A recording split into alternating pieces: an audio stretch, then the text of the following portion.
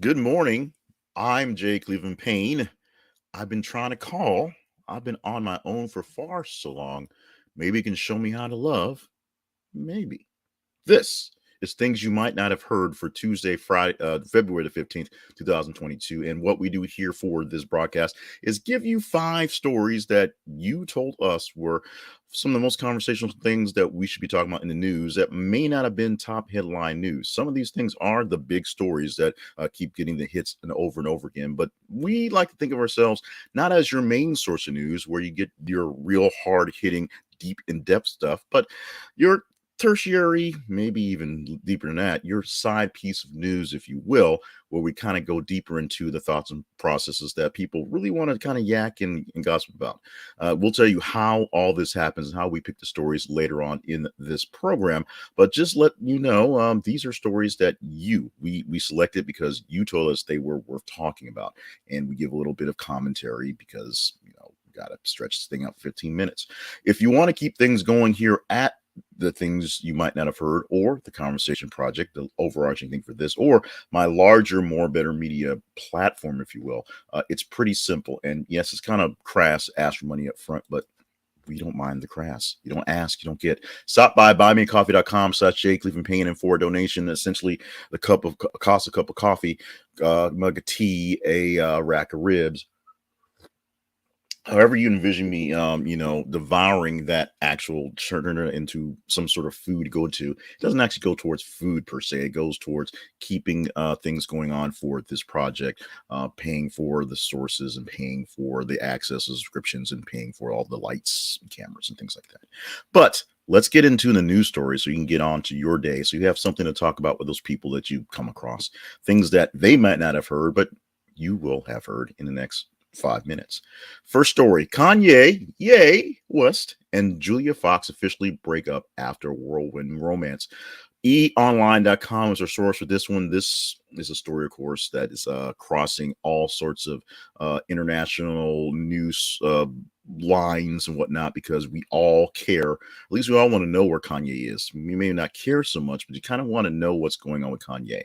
Now, his official relationship with Julia Fox is now officially over, which is a little weird, but all the stuff going on. Kanye's got a lot of stuff going on. He may or may not be trying to get Kim back. He's definitely fighting with Pete Davidson over the custody of his ex-wife, kind of wife, and he's doing weird things with his children. Not weird things, but weird things. And Julia Fox is a person who I have no idea who she is and didn't know she existed until maybe 2 weeks into this romance. And now that it's over, I can go back to not caring.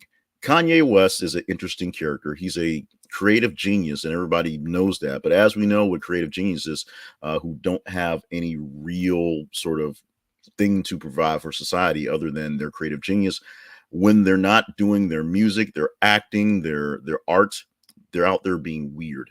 Some weird is good weird, some weird is not so good weird. Kanye's in that weird sort of bubble of on the fence of his weirdness. We all love Kanye. We all love Kanye, oddly enough, and hope that he has the best going for him. We just hope that he doesn't go too far off either side of the fence after this breakup. We don't know what he's doing. He doesn't know what he's doing till it get done. Next story: tax firm Mazars fires Trump organization as client, says former president's financial statements are unreliable. CNBC.com is our source for this one. And this is an interesting one. If you've ever been fired by a business, your lawyer, your accountant, something like that, you know how things work. These are people who work for you that decide that you are way too much trouble to deal with. And that's what Mazars says about the Trump organizations. They're going back 10 years worth of financial documents saying that they can't trust the documents that the Trump organization gave to them to manage. They're not working for them anymore, and they suggest you don't either. Now, this is a big money firm, the Trump organization, so somebody will take over this lot in life, and somebody will have to deal with all the issues that's going to come down, as we're pretty sure the Trumps about to get sued a lot. Which is probably the main reason and the best reason for Mazars to bow down to any pressure that might have been there or any pressure that was not there, and just get the hell out of Dodge and dealing with the Trumps.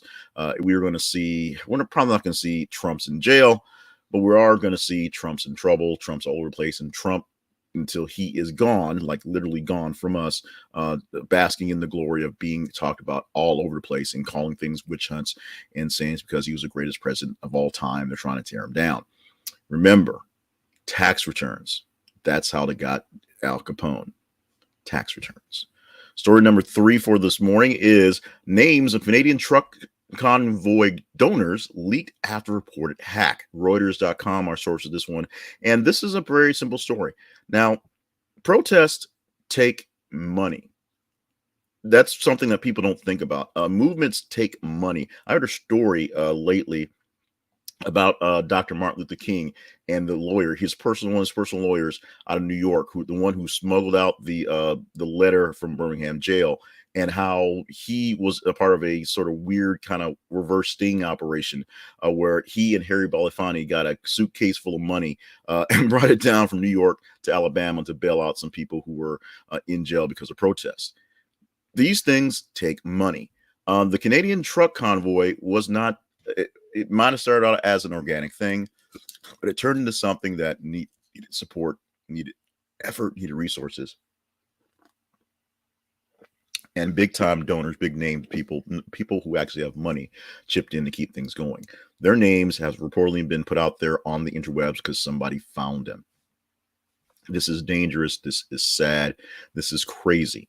So these types of things are obviously illegal, linking things like this, but it gets really, really dangerous when people on both sides either work to go out and confront or try to protect those types of people with a bit of overt emphasis, if you will. So we're going to see how this thing plays out. Right now, we know that one of the 3 bridges, the big 3 major bridges from Canada to United States and vice versa, has been cleared. That's the Ambassador Bridge in Ontario. In fact, the law is clamping down pretty big on that protest. The other protests, we'll see what happens. There was no counter U.S. protest. There was no truckers protest in L.A. during the Super Bowl, and it looks like that's not going to come to fruition. But we will have to still deal with the aftermath of the original protest in Canada.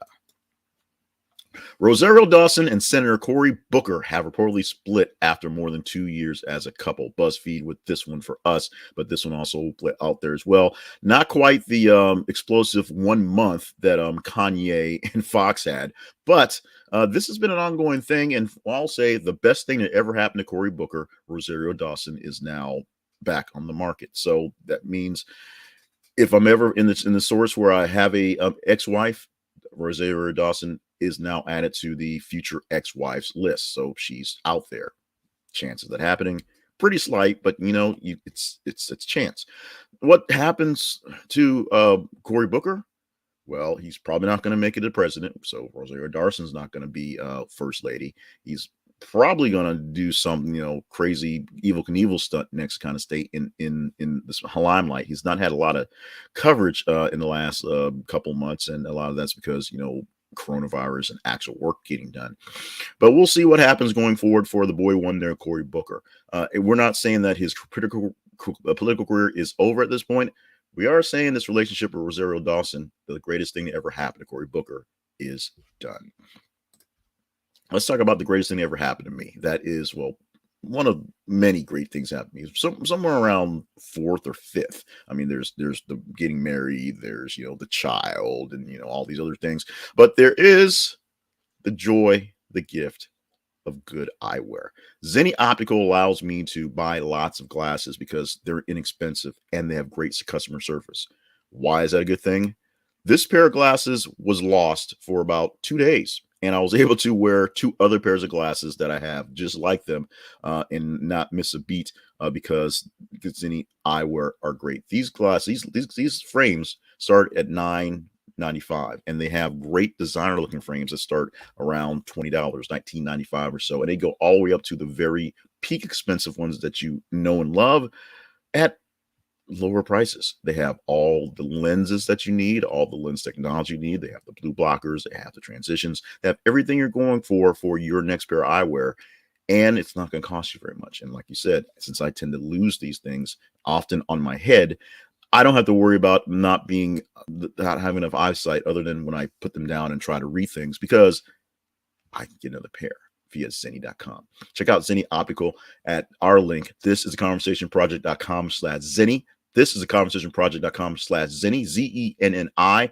This is an affiliate link, so we get a little bit of a cut from your going here, but it costs you nothing more, nothing extra. The same thing applies, but you get a great pair of glasses, and they'll take care of us. And there are Zenni Optical. Final story for this morning. Ukraine president issues clarification on earlier statement that Russia will attack Wednesday. NBCnews.com is on that one. And this is one that you can blame the media on because that's exactly what the president did. Zelensky told the news reporters that he didn't actually say Russia was attacking on the 15th of February or the 16th of February. Now I'm doing it. He didn't actually say 16 February, the tanks roll in. That's something that the media sort of picked on something on just it's a threat assessment and rolled with it. So the Ukraine president did not state that tomorrow is invasion day. Let me repeat that. The Ukraine president did not say that February the 16th, 2022 is the last day of Ukraine as Russia will roll in with tanks and people and take over and World War III will commence somewhere after that. That's not what he said. What did he actually say? At this point, it doesn't really matter because Russia is still surrounding the Ukraine anyway, and we're still waiting to see what Vladimir Putin wants to do. Whether he wants to wait till next Wednesday or go ahead and do it this Wednesday is irrelevant. But we're pretty sure, per the Ukrainian president, that tomorrow, which is only a day away, is not the day for the end of Ukraine via Russian occupation. That's what he's saying. That's what we're rolling with. Let's go to a teaser story. This is a story that we're going to post onto our feeds in a few minutes, I believe, somewhere in a little bit. And we'll explain what the feed teaser or the feed is in a moment. But this is a story that we're going to give you a chance to just comment on, talk about, vote up to talk about as a bigger story tomorrow. So we're not going to spend a lot of time on it today. But the headline rolls like this, and it's going to come from Reuters. U.S. corn-based ethanol worse for the client than gasoline, study finds. So this is a story from late yesterday that we're posting early this morning. And because of all the, I hate to say actual news, but actual news, this is one that probably isn't getting a lot of love unless you are really into deep environmental news.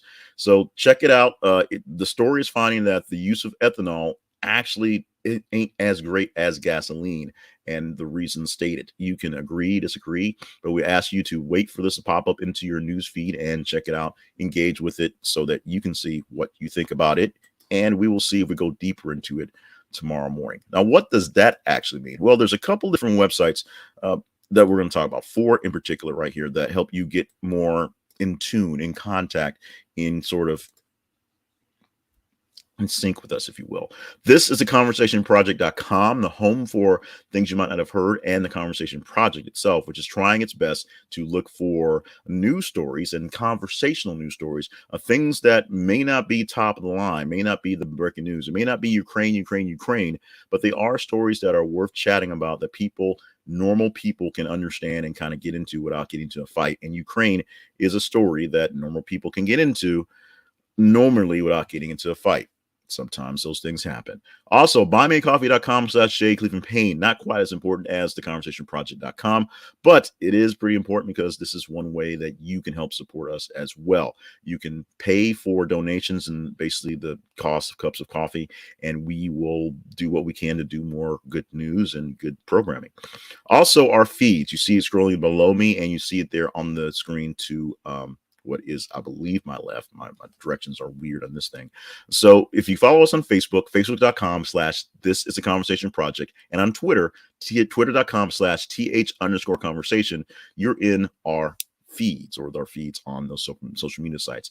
Every 50 minutes, we post a news story from different sources. Some of them you may love, some of you may hate, some of them we even question how credible they are, but the headline is just so cute, we can't get away from it. As the stories pop up and you check your feeds, you just engage with them as normal. You read it, you like it, you love it, you hate it, you share it. The more engagement the stories get, the higher score it gets towards the end of the day / early morning when we pull these things down. We look at the top 15 stories from the day. Yesterday, we posted about 32 stories. So we took the top 15 and picked 5 stories that in that range were we believe, conversational and told a good story narrative, and also added on a teaser, something we're working towards today that you might want to talk about. And you tell us that one as well. Oh, by the way, our teaser song of the morning was from Blinding Lights by The Weeknd, trying to upgrade our music callings, if you will, get something that's more now as opposed to the past. I'm not a big music listener to or of stuff now. It didn't make any sense. I don't listen to a lot of music now, and most music I do listen to is essentially 2000 prior. So it is sort of me. So if you want to pick a song for the teaser, just reach out to us and we will throw it in there and give you the shout outs that you deserve for your good work, just like the hard work you do in giving us the stories to talk about.